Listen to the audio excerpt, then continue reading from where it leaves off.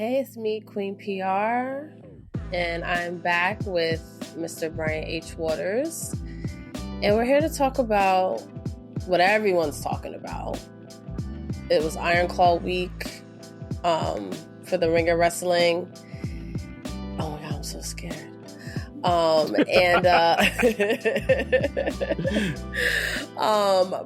the movie comes out December 22nd. It is the story of the Von Erich family, directed by Sean Durkin, and it stars Zac Efron in what was described as a career-defining role for him. And if you know, Zac Efron, he just got a Hollywood star on the Hollywood Walk of Fame. You know, he has defined his career to a certain extent. So to hear that this role, him playing Kevin Von Erich, is one that's considered career-defining is amazing. And he did an amazing job in the film.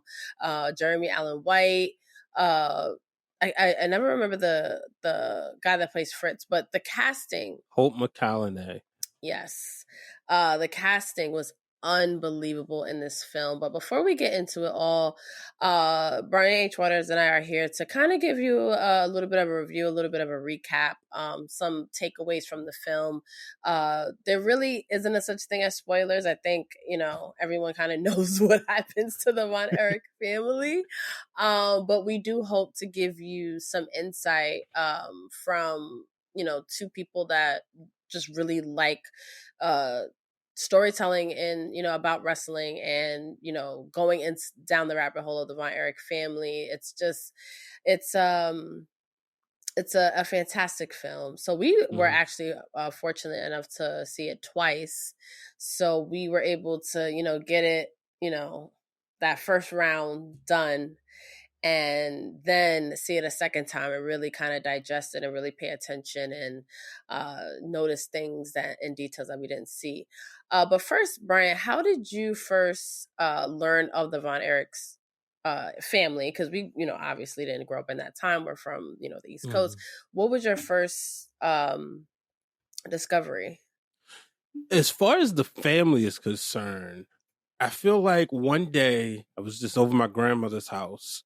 And, the late news came on. So, you had the 6 o'clock news. Then there was always this other, like, Dateline or something. It was always doing, like, these specials. And I remember it was, like, wrestling come on. So, I probably was sitting there eating dinner. And then wrestling was on TV, caught my attention. And my grandma was like, oh, the Von Erichs. And I'm like, well, who are they? So she was just like, real quick, like, oh, it was this famous wrestling family in Texas. That was the first time I remember hearing about them. But my first memory is the Texas Tornado, who we know is Kerry Von Erich. And as a child, it was something about seeing tassels on wrestlers that drew me into cool as hell. Right. You think about Macho Man had him. Ultimate Warrior. Yep. Shawn Michaels and Mario Jannetty when they were the Rockers.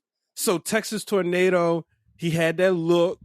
He had that music that was kind of like, I remember that. And I always thought that spin he did was so cool, which I learned was like the discus punch, I guess. So when that happened, I said, all right, it made me a fan. So that's like my first memory. How about yours?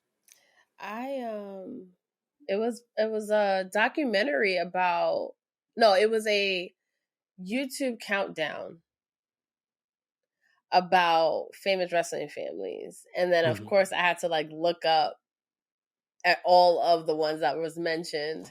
And then the tragedy, it was just like, wait, what happened? It's a story that you can only, it has to be true. Like it's too tragic to not be true. You know what I mean? It's like, what do they say? The truth is stranger than fiction or something like that, because you have this iconic family. And I was able to read the director's statement from Sean Durkin and just a little bit about the director. He, lifelong wrestling fan, grew up in London. He would basically was obsessed with finding anything wrestling that he possibly could, surf channels and, whatever was on that was wrestling related, he was going to watch it. He would go to bookstores and video stores. And like the first thing he would look for was wrestling stuff. And it just also just gives you an appreciation of that dedication, because now we could go on YouTube, we could watch old matches, we can literally do whatever. But to be, in somewhere that it's not really readily accessible. And he talked about how the story and the sadness of the Von Erich tragedies like always stuck with him. Him being a big of a wrestling fan, and it just always left this impression on him. So he became a filmmaker, and this is his third movie actually, produced by A24. Shout out to them. And he wanted to tell this story, but he didn't want it to be necessarily about the tragedy. He wanted it to be about the lack of grief, the avoidance of grief, the story of an American family who is living under the shadow of masculinity, performing strength, performing power, and what that meant for generational trauma. Not being able to be weak or to show your feelings, and what that can really lead to when it gets to a stage where you have to live up to the most unattainable expectations. Yeah. When one note about Durkin, it makes you connect with him even more because he's like one of us. You know how much like we love wrestling, and I can remember being a child. Anytime I had to go to the market with my mother, and I was like, "Ma, can I go in the magazine section?" And it was always two types of magazines. That was the WWE magazines or the gaming magazines. And at this time, you had WWE, you had PWI, WCW had a magazine, but I feel like that was just in stores here and there. And then you had all other wrestler magazines that no longer exist. So hearing that about Durkin, I was like, yeah, you know what? And one of the things I was happy that we were able to do was just have a quick word with him after the premiere, just to really thank him for this and really thank him for, taking on this task. And I found it interesting. I love the fact that you said that you was watching documentaries and then you started going through each individual family. Cause for me, I also remember watching the World Class, the Tragedy and Triumphs DVD. And when that came out, I watched that. I had a previous show with my cousin, and he just kind of off the top of his head, like broke everything down to me. And I'm like, wow, wait a minute, what? And, just the kind of spoiler alert. Well, no, this interview already aired. One of the things that stood out when Zac Efron was like, because Dave and Kaz asked him, like, did you think like this was true? Were you familiar with the story? And they wasn't. Him or Jeremy Allen White. And he was like, wait, no way this could happen to a family. Like, are you kidding me? This couldn't happen to one family. But it's crazy. And I'm glad that it was more about everything else, especially the brotherhood.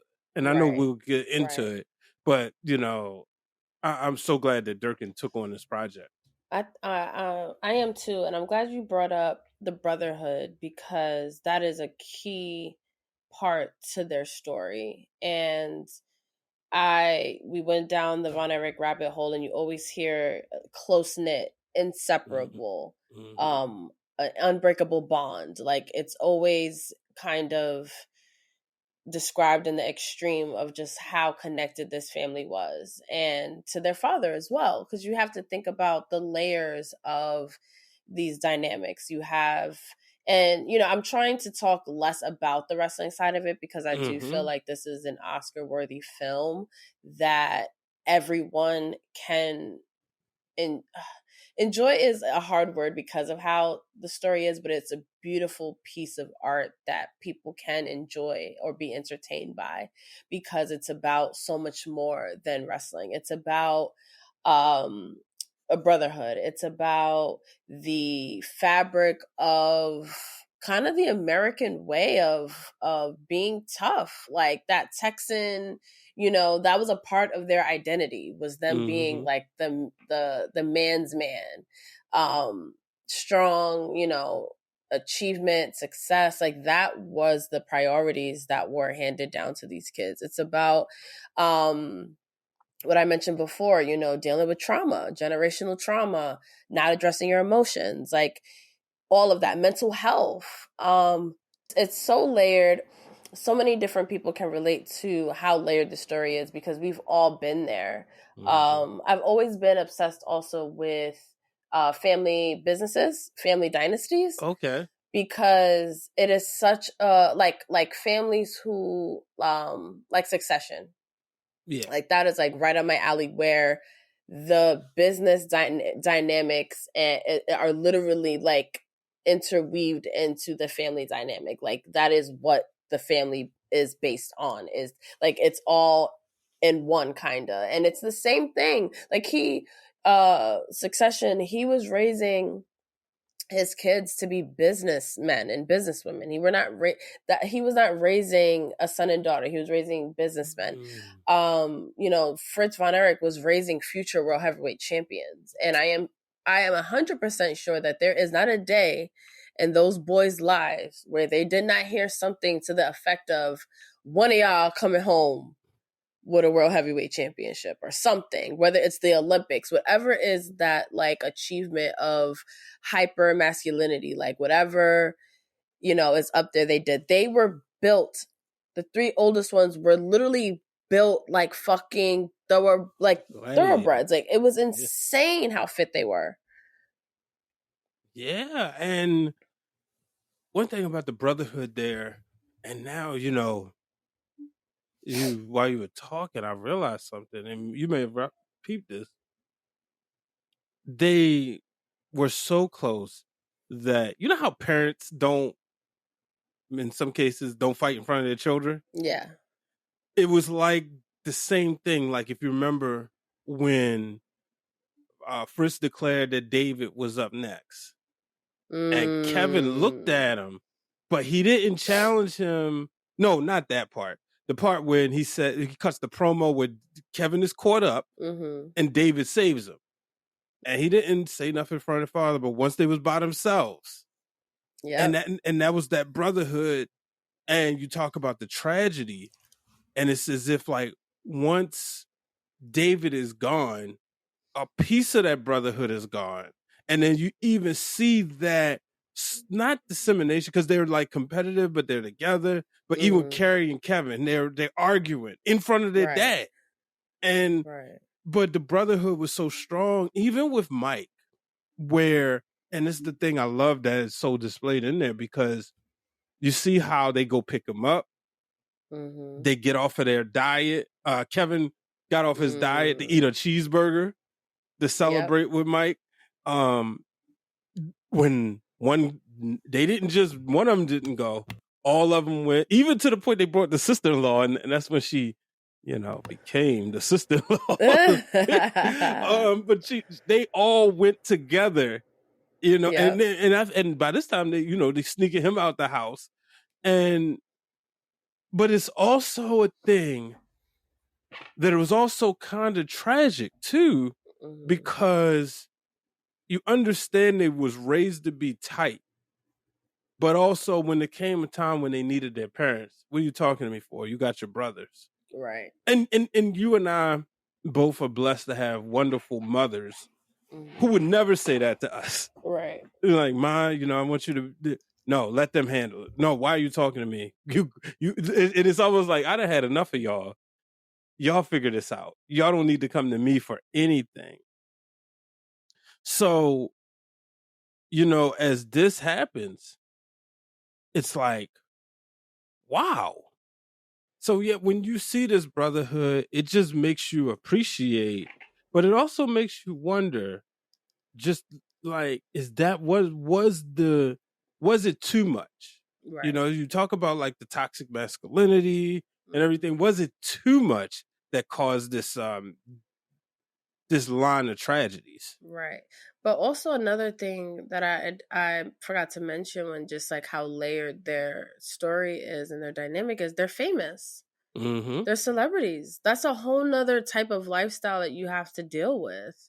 You know, being probably the most famous family in Texas, every move that they made was televised. Every achievement, you know, it was newsworthy, like what the Von Erichs were up to. So you now have to live up to these wild expectations of that God-fearing Texas man. You know, you have to be virtuous, you have to be a role model to kids, you have to be a good wrestler, like, you know, all of that any person would not, you know, wouldn't be able to deal with. And then on top of that, have to succeed in one of the hardest businesses there is to succeed in. And then on top of that, you have the pressure of their father, who is openly pitting them against each other, openly having favorites, openly it was another really poignant thing I read in the press notes, where even when as far as like how they express grief or address grief or whatever, you know, Fritz told them, take your sunglasses off to go to David's funeral. Like, you know, you wasn't allowed, literally not allowed to show emotion. And they noted that the father wasn't even allowed to show emotion, that he then went to perform strength in front of them by being the booker, like being a promoter in this moment. I should be a grieving father supporting my grieving sons, but I can't be that. I have to be the booker, the person that makes things happen, the person that's still focused on that unattainable thing. It was so sad, and I shouldn't even call it a thing, the NWA championship, because at one point in time, if you existed in the wrestling business, it was the most coveted prize ever. And it was just, you know, Fritz, that was his main focus. Yeah, you see that when he's like, I gotta be a star and I gotta have this big thing and I could take care of us because one day I'm gonna be the world's heavyweight champion. So let's move on from sort of the tragic part of the story, because one thing I did enjoy about the film is that there were funny moments. Mm-hmm. There was humor. There was I guess that sibling rivalry stuff that you kind of only understand if you have siblings. Those inside jokes that the brothers had and stuff like that. Like I enjoyed the lighthearted moments of it, because one thing I did realize going down the Von Erich rabbit hole too, that the family dealt with, is how fast they became superstars. Like it happened very fast. It was just like something clicked. They were on the top of the stratosphere. Yeah. How did you feel that the film kind of portrayed that aspect of it, like the fun side of wrestling? Because I think they did a good job of the montage of like what it was like on the road and some of their friendships with other wrestlers and stuff like that. Yeah, I thought that was great, especially when you see Bruiser Brody and Gino Hernandez kind of welcoming in David to the fold.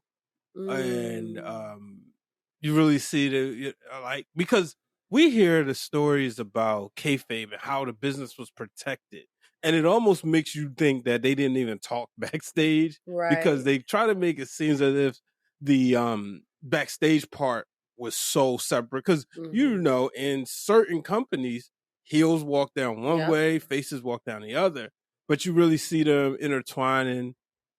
Another funny part was Ric Flair, where Kevin loses it, beats the hell out of him, and then Flair's like, yeah, man, good job.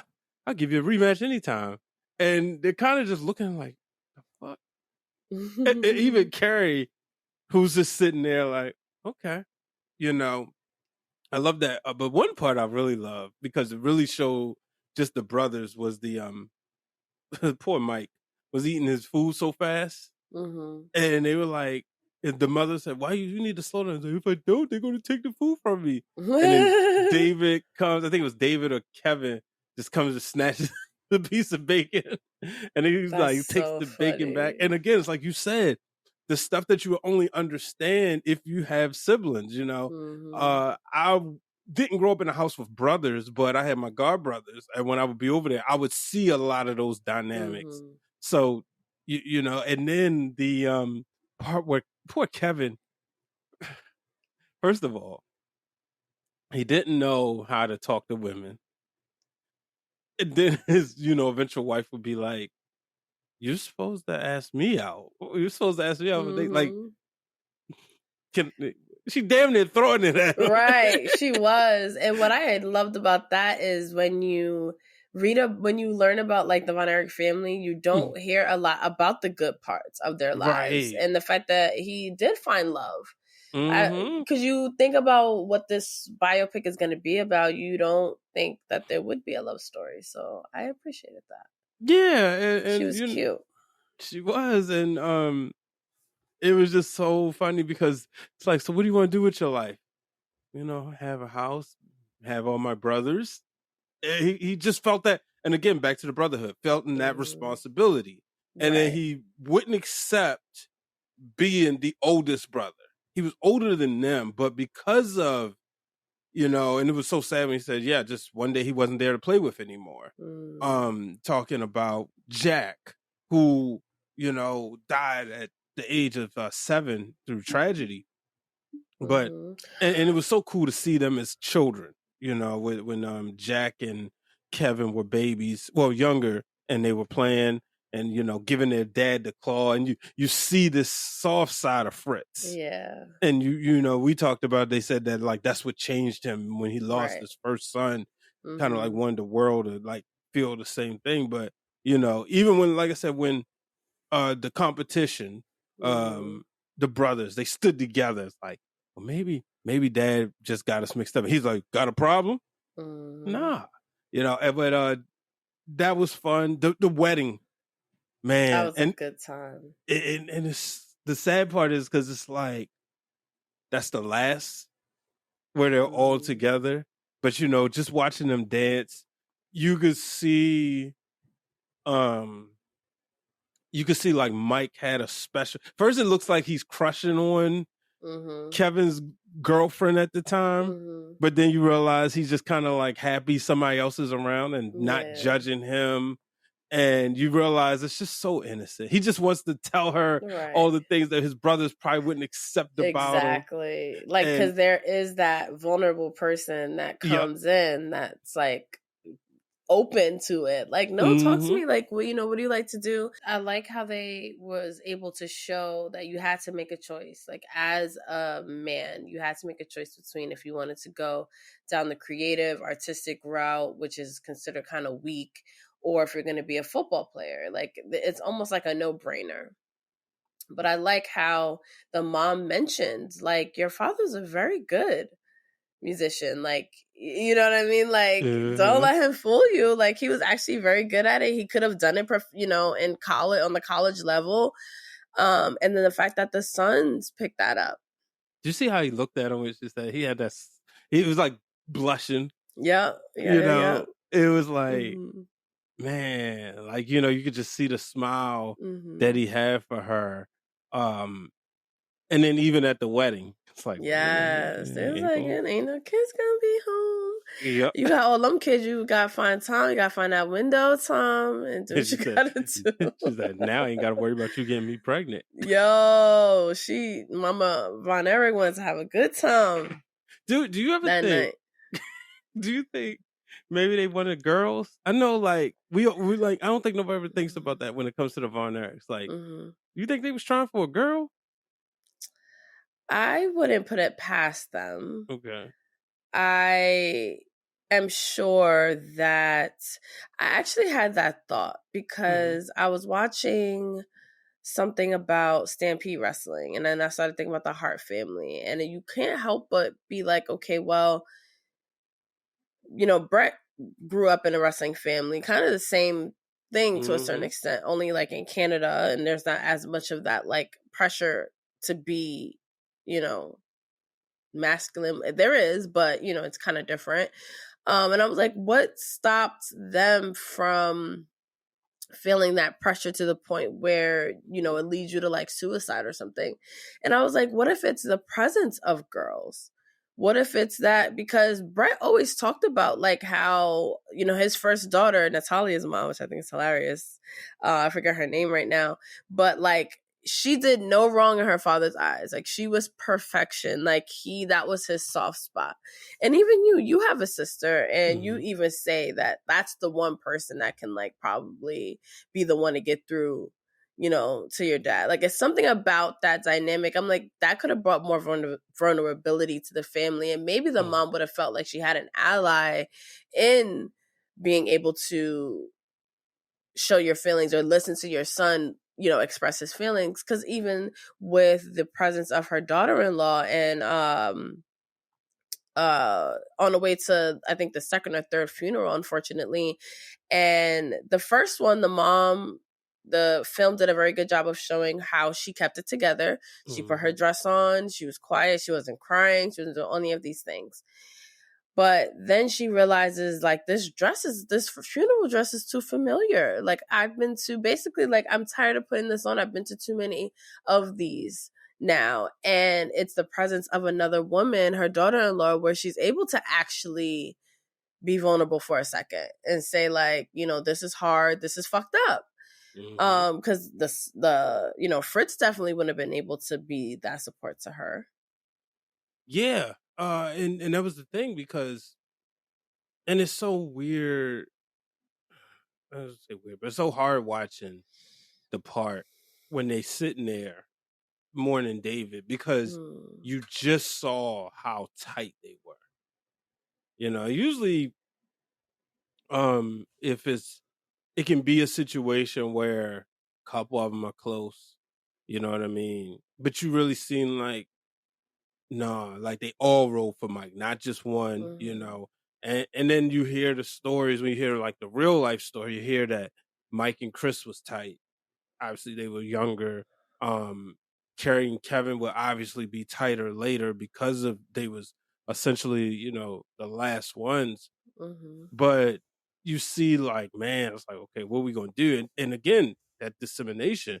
But it do make, you know, and I'm glad you brought that up, because like, I'm like, wow, you know, that could have been a difference. One daughter probably, you know, could have made a difference, because even then, Kevin was allowed to be vulnerable with his wife. You know, and you know, shout out to her. She stuck with him. She gave him time.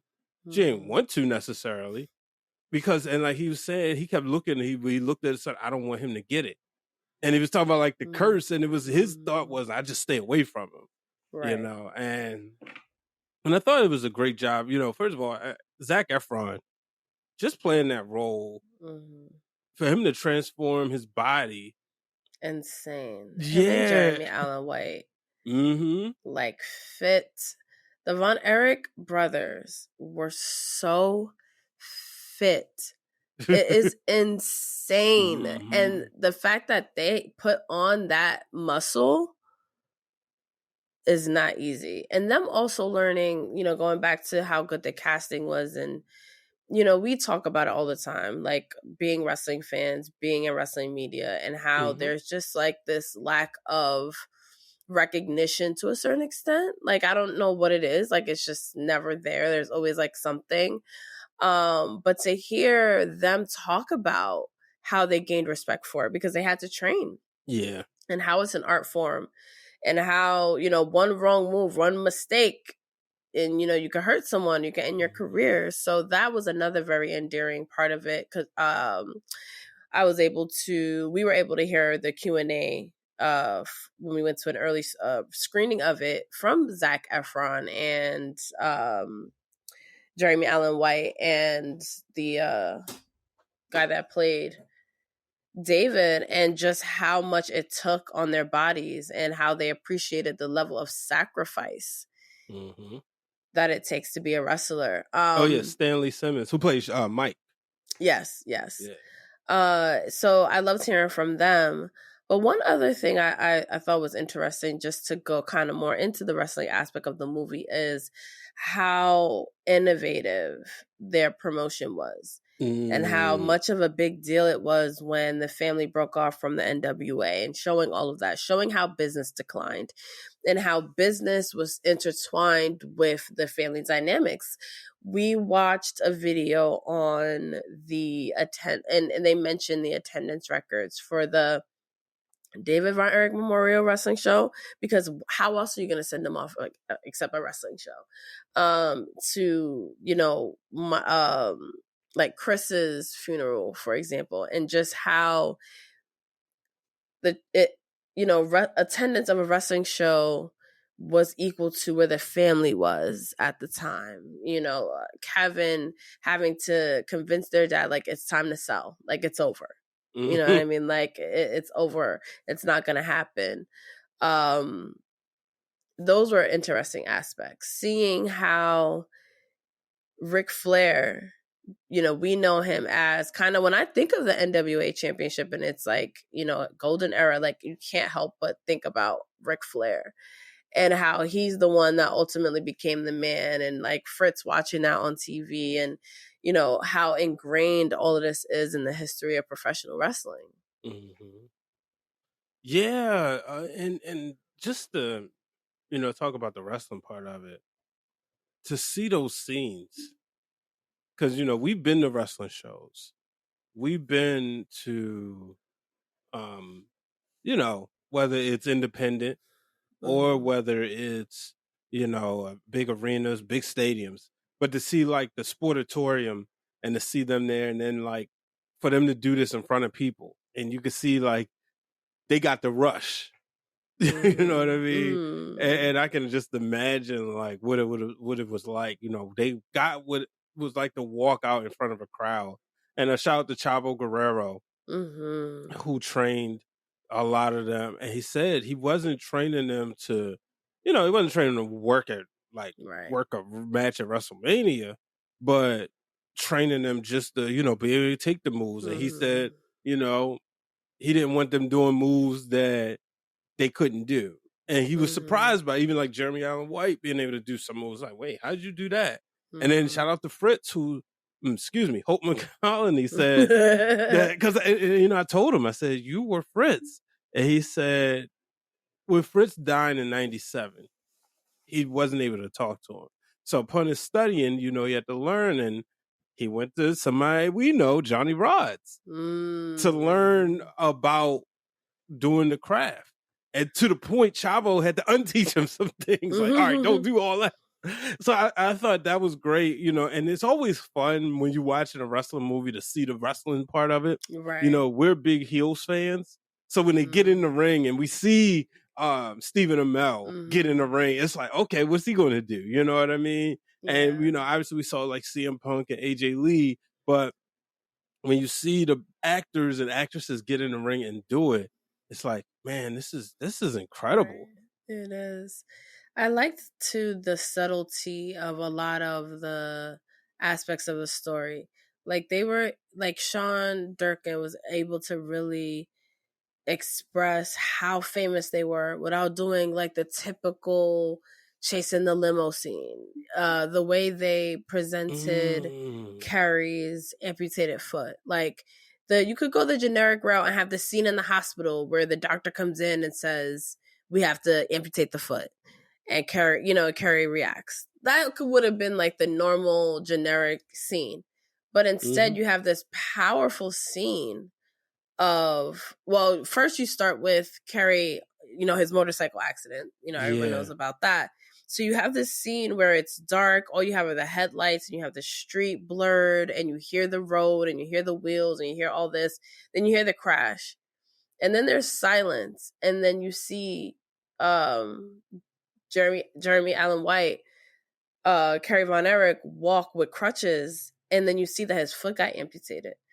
And it's such a powerful scene because, one, it lets you know what happens, but then it also somehow shows like, these are the consequences. Like, I did this and then this was the consequences of what happened, and this is now what I have to live with, and now like my life, like his life will like never literally be the same. You know, they touch on his drug habit by showing him taking a, you know, it's just a very nice way to tell these little intricacies of the story, because it's not easy. Mm-hmm. I want to hear your thoughts on this as well, because you know, were able to talk to the cast and some of the cast about the film, and you know, shout out to Ring of Wrestling and all the content they were able to produce. But like, you just can see that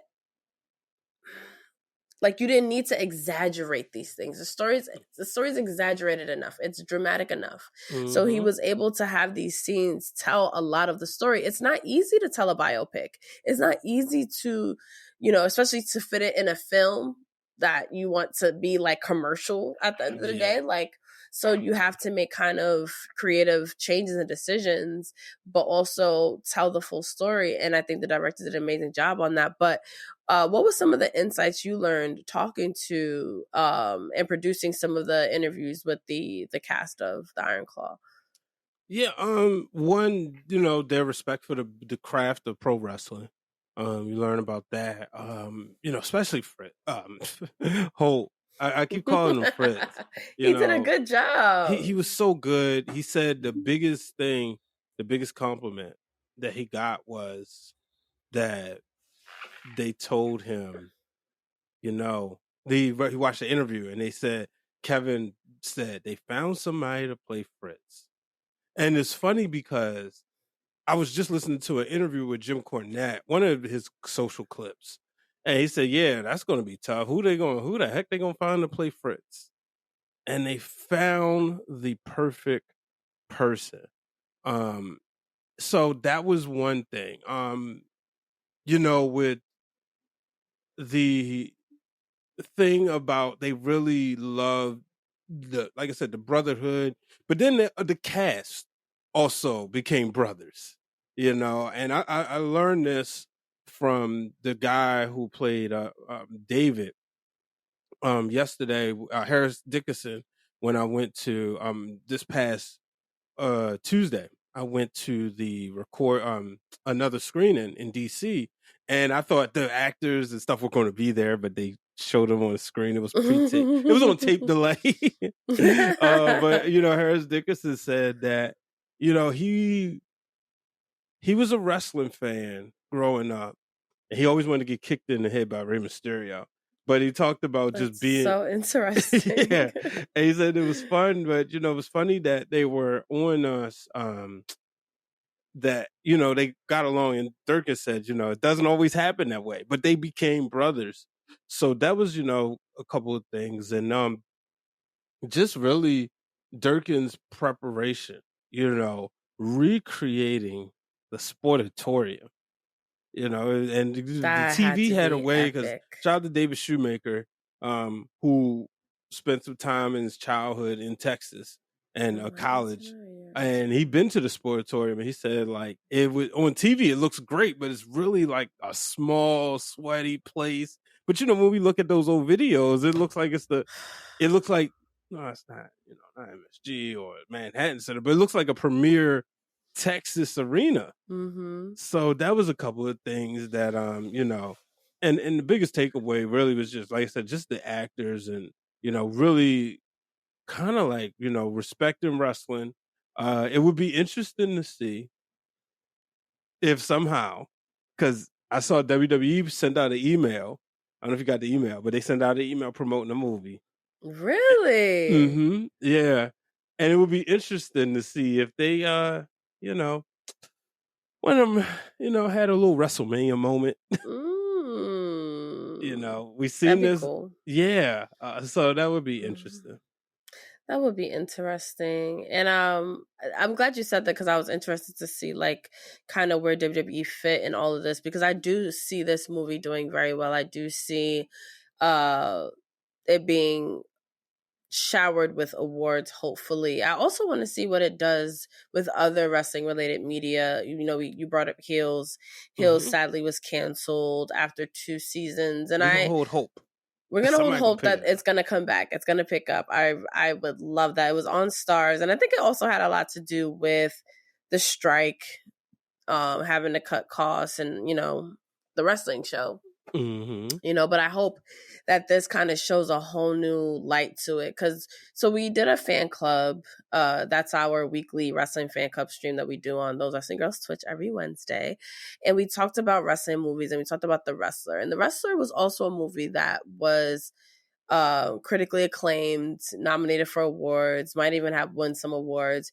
But it also was, kind of the same old story, like has been washed up and, can't like let it go kind of vibe.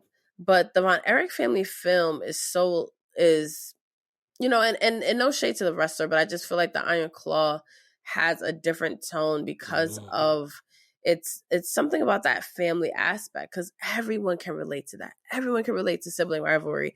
Everyone can relate to impossible pressure and standards being put on you by your family, generational trauma, toxic masculinity, lack of mental health awareness. Like, all of these things are things that we can all touch on and relate to. And then on the other side of that, you have to appreciate the fact that Sean Durkin is a diehard wrestling fan, and he grew up loving it, and he has a huge respect for it. And you mentioned before, like, the film brought me to tears, the first time I saw it, for so many different reasons. And it wasn't even the tragedy of the story, because I know the tragedy of the story, but it was the fact that a wrestling family was being featured, being presented in this way, where it has Oscar buzz. Like, I had to thank Sean Durkin. Like, thank you for being that diehard wrestling fan that's in these rooms selling this movie to people, because I've been there and it's not easy. And talking to Stephen Amell and how hard it was for him, on the marketing side of things, because it's about wrestling. And so, like I said before, like, I feel like this is crossing that line, that barrier of like that perception of these stories. But just being able to thank him for that was, a beautiful thing.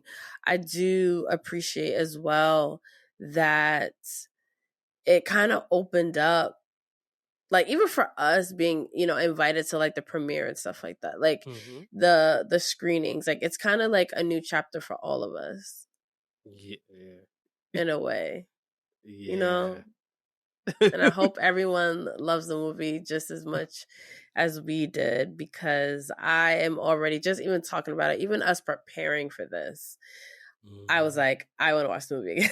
No, same. I've been in the Iron Claw rabbit hole for work, just cutting up like social clips and producing the interviews, but also been in the Von Erich rabbit hole, which, I'm excited that we'll do a deep dive on the family. Because so much stuff like we've learned, and it's one of those things that kind of make you wish it was around. Like, I love being born in '86, but it's like, man, because like I got a chance to see it with my uncle, and for those who's seen my posts, the one that wanted to name me Junkyard Dog, I was with him, and he was sitting there, and because it's based on you can have the creative difference, like creative control, and he would say, actually, this what happened, or this is okay, I see it. But he enjoyed it as somebody who lived it post David dying. So like, he discovered World Class around like 84, 85, 86. And 85, 86. And he enjoyed it. So, to see that from his perspective. And the one question before we get out of here, because you brought up The Wrestler, do you think you enjoyed this more because it was based on a family you had did research on? Like, as opposed to being just a generic, let's just make a story about a family in wrestling. I think it was a little bit of both. I think the Von Erich family is one. I've read Shakespearean, their story. I've read all these different things about them. It's almost like, I hate to say it. And the only reason I can say this is because I read so many different places and also can see that Kevin did come out of this. He is at peace.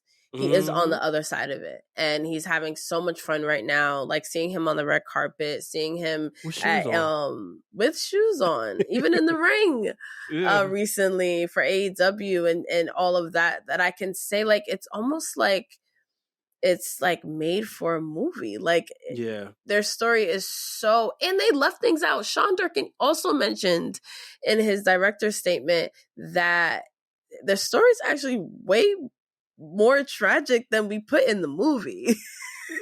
Like, there's a lot. They leave a whole brother out that, you know, we don't need the sadly succumbed to, you know, a tragic his life ended too soon as well. And the divorce. Right, the divorce. You see it, sort of, but you don't see it. You know what I mean? Right. Or even just how bad Kevin and Fritz's relationship had got at one point, which is completely natural. Like, you know, the last surviving members, you know, who else you gonna, you know, take it out on? But I think their story was meant to be told. It's one of those, like,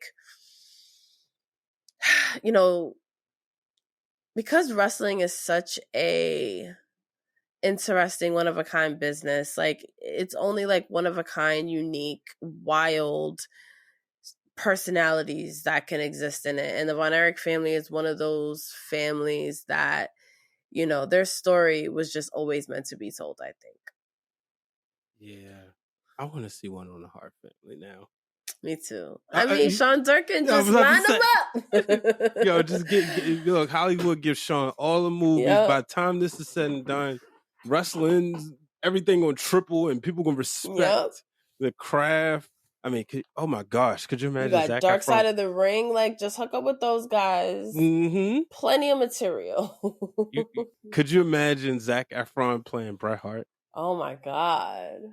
He's such a good actor. He's did such a phenomenal job. Like, I wouldn't put anything past. You know what else is you just, you know, reminded me of just how this could open up so many doors is, like, how many Hollywood actors now might be more interested in playing, like, wrestlers or being like, what other wild ass stories? Because we know how wild the wrestling business is, but just, like, imagine being completely new to it. World class alone. Like, right, there's fucking tons of material to work in.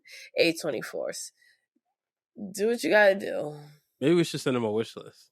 We should. The Gino Hernandez story. That would be epic. Bruiser Brody. Oh my gosh. Like, that would be wild. Yeah, like you said, that could be the pipeline. We see it on Dark Side of the Ring. Yep. Send it to A24, make a movie. That would be awesome. But I want to thank you for going down the Von Erich rabbit hole with me, being able to review the Iron Claw, because it's just fun, because we're so open to it. And I hope that whoever, you know, does listen to this, you know, let us know how you feel about the film when you go see it. You know, if you don't, you're entitled not to love it as much as we do. I would love to know your thoughts. I would love, you know, you know where to find us. Well, actually, Brian H. Waters, where can everybody find you on social? Let us know how you feel about the film. At Brian H. Waters on Twitter, Instagram, TikTok, and Threads, and Facebook at Brian H. Waters Talk Show Host. Oh my God, that's a new social handle that I never heard that before. You haven't? I've said every week. Well, probably because fan club I've been finished. Because I don't want people like adding me on Facebook, because I'm not gonna like open the door. Okay. I'm not. Celebrity shit. So you can find me everywhere on social at Queen3_PR. Make sure you follow those wrestling girls everywhere. Subscribe to our Patreon, our YouTube channel. We stream weekly on Twitch. New episodes coming January 6th to be exact, with my girl Krista B. We are back. We haven't streamed together for a long time, so we will be streaming in a couple weeks, kind of updating you guys on the big plans that we have have for the new year. Check out Top Rope Tea on the US Sun social channels and YouTube channel. It is a new show that we have been workshopping, so any feedback on that would be amazing. And then another show that I've sort of been workshopping, which is very much my passion project right now, and that's Where Wrestling Meets Pop Culture. It is a weekly show where I basically delve into what your favorite wrestlers are up to outside of the ring. So we don't talk about matches, we don't talk about pay-per-views and predictions, all that shit. We basically kiki about the fun side of this. And 2 episodes have gone out, and you can see a lot of the clips on my social media. And again, any feedback on that would be amazing as well. Thank you all for your feedback and support so far. It has been phenomenal. Shout out to Storyline Tees, who has been sponsoring Where Wrestling Meets Pop Culture, and the crew and everyone that's a part of the GWG family, and for everyone who is returning as a patron.